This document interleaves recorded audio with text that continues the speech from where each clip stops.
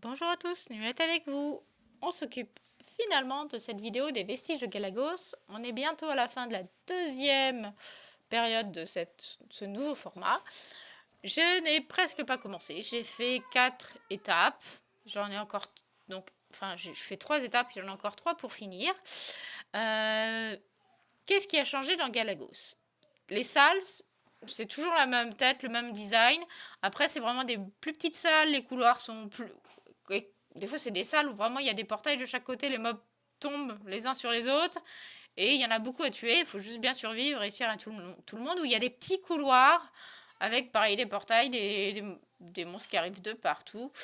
Il y a dans l'ordre de la magie, donc on peut voir à chaque saison, il n'y aura pas du tout les mêmes effets.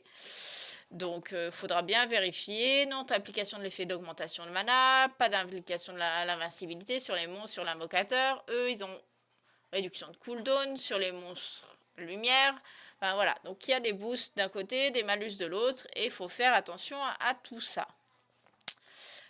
Donc, sinon, maintenant pour rentrer dans Galagos, vous devez obligatoirement avoir des monstres 3, 4 ou 5 étoiles en étoile naturelle. Donc, ça vous laisse tous ces mobs là, mais il faut les avoir montés, donc forcément à 5 étoiles, donc il faut les avoir évolués pour les monter au moins au level max, ici level 70, donc voilà, lui il est assez fort au final.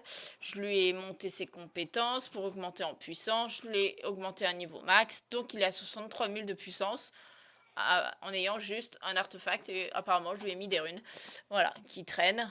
Donc voilà, il n'est pas éveillé du tout. Je pourrais l'éveiller, hop, juste un level, un deuxième level, pour gagner un tout petit peu de puissance, un petit peu de stats. Ça permet de pouvoir passer les levels. Donc, on peut faire un combat rapide. C'est-à-dire, hop, formation automatique, ça sélectionne des monstres. Mais, comme la plupart des monstres que vous allez utiliser sont à 20 000, 30 000, ils n'ont pas beaucoup de puissance, hein, ils ne sont pas tous comme le gore que j'ai montré tout à l'heure, où je lui ai mis des runes, je l'ai monté level 70, etc. Et donc ils n'ont pas beaucoup de puissance, et donc vous ne pouvez pas mettre en mode auto, parce que vous avez une puissance requise. Alors par exemple, je pourrais en enlever un et dire, hop, je mets celle-là, voilà, là j'en ai mis un à 25 000, mais c'est tout ce que je peux faire.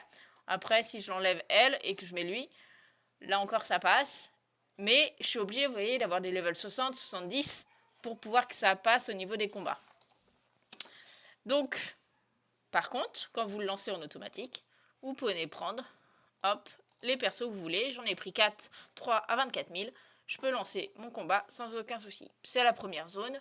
Mon invocateur fait suffisamment de dégâts pour pas avoir besoin que les monstres soient montés. Et puis, alors après, là j'ai choisi au pif. Comme j'ai vu qu'il y avait plein de monstres vent, j'aurais pu prendre des monstres feu quand même pour avoir la supériorité d'attribut et pas être gêné par ça.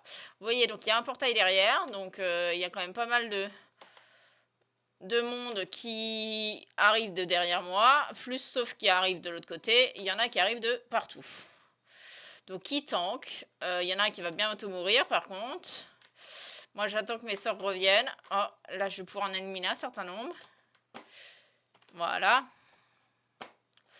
Il y a quand même un de mes qui est mort. Hop, on fait l'ulti. Voilà, ça permet de clean. Allez, on avance. Vous voyez là, il y a des phénix, il y a des 5 étoiles en face. Des chasseurs de vampires, les kitsune. C'est que des monstres 5 étoiles là. La chimère, tout ça c'est des 5 étoiles. Naturelles. Mais bon, vous voyez, ça passe tranquillement. Bon, en même temps, heureusement, avec mon invocateur level 90, ça me ferait mal de me faire tuer à la zone 1. Voilà, donc là j'ai tué tout le monde. Et j'ai quelque chose à récupérer. Alors, réduit de 4% le cooldown de la compétence active numéro 1. Obtient le niveau 1 de réflexion des dégâts pendant 4 secondes. Alors, je pense que je vais prendre... Ah, c'est sur les monstres. Ah, je suis pas sûre. Je préfère prendre les trucs sur les invocateurs.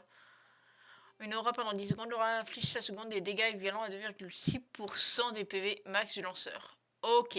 Bah, je vais prendre l'aura qui fait des dégâts. C'est toujours bien. Voilà. Donc ça, voilà, c'est un niveau. là, vous voyez un petit couloir avec le même design que les zones d'avant. Et j'ai pu prendre des mobs 25 à 24 de puissance. Après, donc il y a le pass Galagos qui nous offre des petites récompenses. Donc ça, c'est le mode normal. Il faut aller jusqu'à la zone 10 pour pouvoir passer en mode classement et espérer être sur le podium. On ne peut pas ne pas mettre de mobs, c'est impossible. Vous voyez, là, si je fais combat rapide, formation auto, hop, ça m'en repropose. Ça me descend un petit peu la puissance, ça m'en repropose. Je pourrais faire, allez, voilà, 217 000. Et là, si je veux, je pourrais valider. Je fais OK. Ça me fait les deux combats rapides qui restent et ça me propose toutes les cartes. Donc, ça me demande ce que je veux faire. Donc, je vais augmenter l'attaque. Derrière, ah, ça c'est invocation. Voilà, ça c'est très bien, les légendaires avec invocation. Surtout quand tu comptes que sur ton invocateur pour tout faire. Ça invoque un Intara et puis qui fait des dégâts et qui permet de tanker. Tanker à votre place. Et ça augmente la vitesse de l'attaque basique et la vitesse d'attaque de compétence. Donc c'est très très bien. On va le mettre le bloquer ici.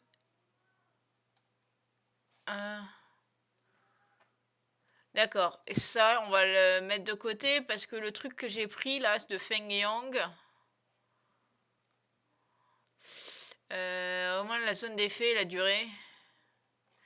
Bon, je vais mettre de côté. Voilà, le contrôle de foule, c'est pas trop mon truc. Donc, je réserve celle-là. Et vous voyez, j'ai toutes les récompenses d'un coup. Tout le monde perd ça et on peut plus les utiliser. Et on a les petits ici et après. Donc voilà, ça c'est la récompense en fonction de chaque zone. Après, les récompenses sont moindres une fois qu'on a passé le mode classique. Elles sont un peu plus petites une fois qu'on a passé sur la zone d'après les zones 10. Donc voilà, j'espère que ça vous a aidé et que vous allez pouvoir aller le plus loin possible et qu'un jour vous serez aussi sur le podium. Bon courage à vous!